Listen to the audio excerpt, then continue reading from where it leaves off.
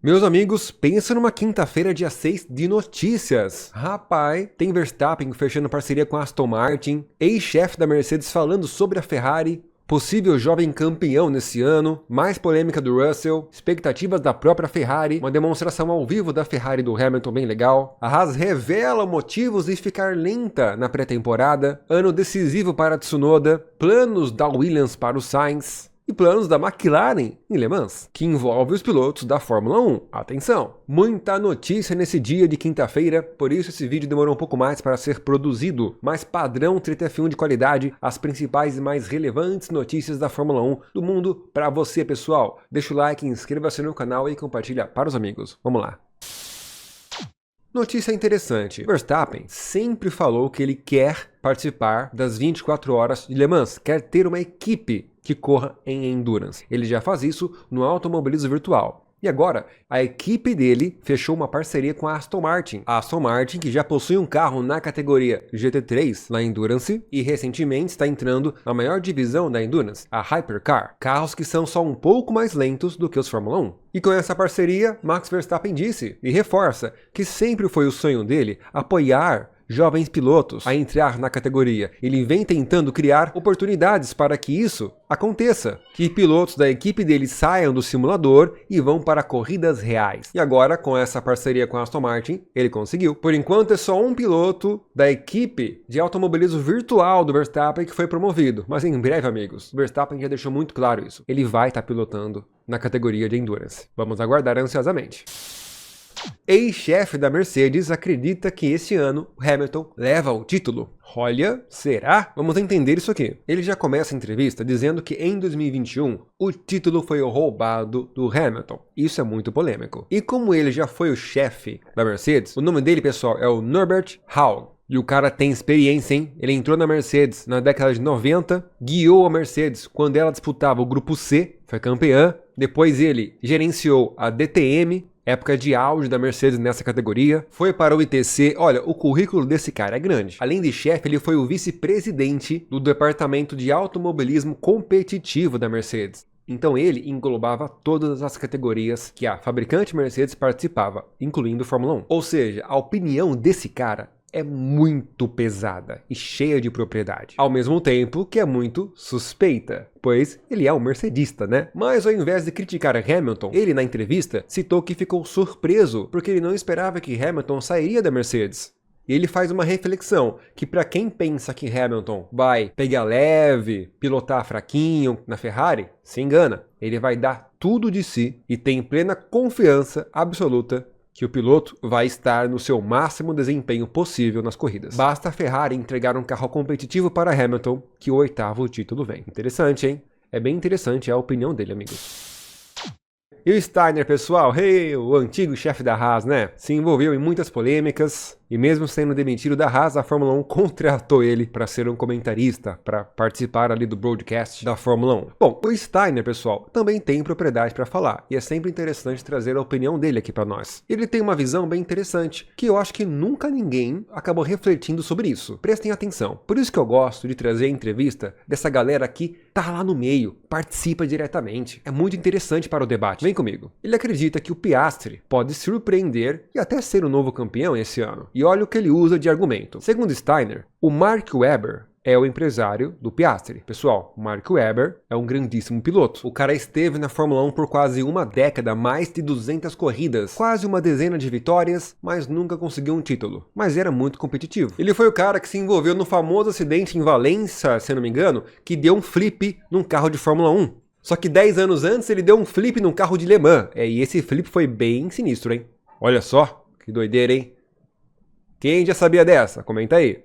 Então, para Steiner, Mark Webber tem muita experiência na Fórmula 1 e o Piastri pode ser campeão já esse ano. Basta começar com o pé direito, pois o carro ele já tem. McLaren é um dos ou o melhor carro deste ano. Calma, que nesse vídeo ainda tem mais pessoas falando sobre isso. Eu vou chegar lá. Então, para Steiner, é muito importante ter o Mark Webber como o empresário do Oscar Piastri, pois o Webber pode ensinar ao Piastri os erros que ele não deve cometer, por experiência própria. Então, ele é um excelente professor. Lembrando que o Alonso também é um empresário do Gabriel Bortoleto, em nosso brasileiro, hein, pessoal? E já fez muita diferença. Então, esta é a análise do Steiner. Concordam com isso, pessoal? Comentem nos comentários, é bem interessante.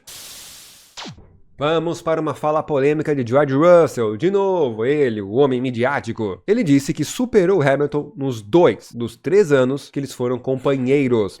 Isso aqui vai dar o que falar, hein? Russell está orgulhoso dos resultados que ele alcançou, competindo com alguém como Hamilton. No final de 2021, estatisticamente, em termos de percepção, Hamilton era o maior de todos os tempos. Então Russell teve 3 anos onde ele correu contra o maior de todos os tempos. E ele terminou na frente em 2 desses 3 anos. Principalmente nas qualificações. E olha só o que ele compara, que se fosse uma época diferente, por exemplo, lá em 2017, 18, 19, quando o Hamilton dominava, ou seja, se o Russell fosse o colega de equipe do Hamilton no lugar de Bottas, olha o que ele fala, fosse naquela época e você terminasse à frente de Hamilton, você seria um campeão.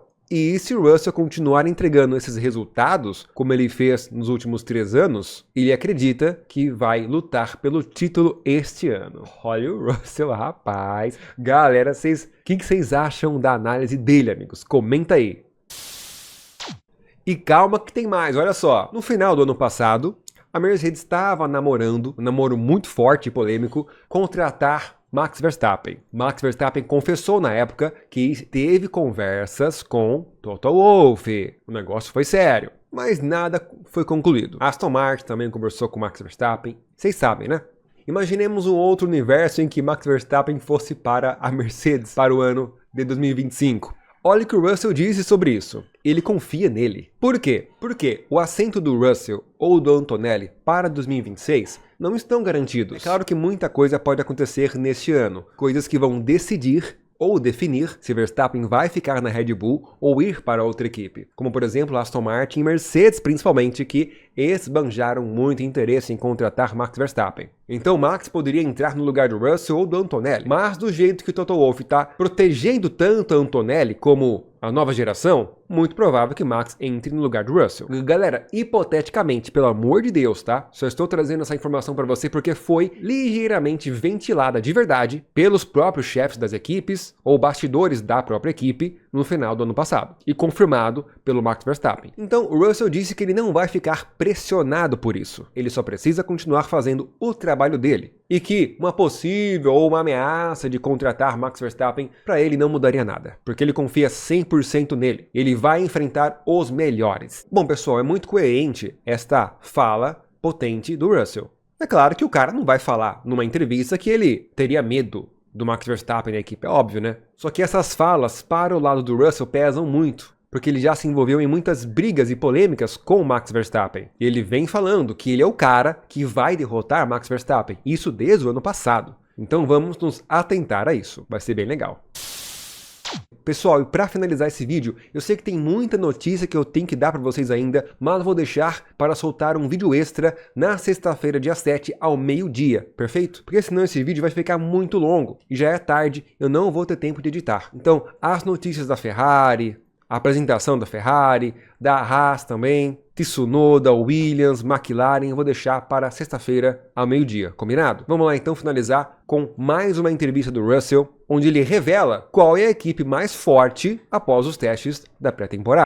Atenção, hein? Já falamos um pouco sobre isso ontem e anteontem. Agora vamos ouvir a opinião do Russell sobre isso. É um cara que está lá no meio. Vejamos. Ele acha que ninguém tem um carro que seja potencialmente capaz de bater a McLaren. Eita, outro, pessoal, é outro. A Red Bull já falou que a McLaren tem o melhor carro, a Ferrari também já disse isso, e agora a Mercedes. Puxa vida, estão deixando a gente sonhar mesmo, hein? Ou quebrando nossas expectativas. E ele fala, com boca cheia, a McLaren sem dúvida parece ser de longe a mais forte, especialmente em seu ritmo de corrida. É muito impressionante.